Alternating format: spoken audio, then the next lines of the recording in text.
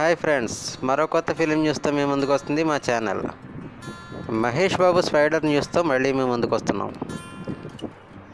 Friends, ఈ సినిమాలోని పాటల గురించి ఒక ఆసక్తికరమైన న్యూస్ బయటకు వచ్చింది.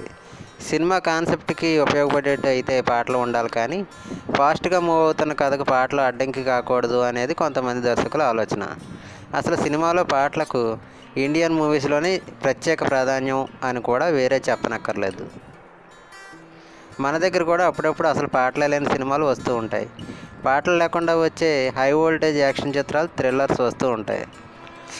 మరి అలాంటి సినిమా తీయగలనని ఇదివరకు నిరూపించుకున్నాడు మురుగదాస్.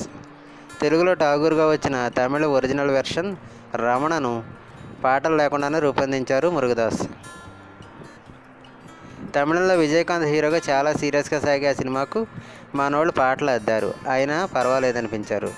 మరి రమణ విషయంలో ఫాలో అయిన కాన్సెప్ట్ని స్పైడర్ విషయంలో కూడా ఫాలో అయ్యాడట మురుగదాస్.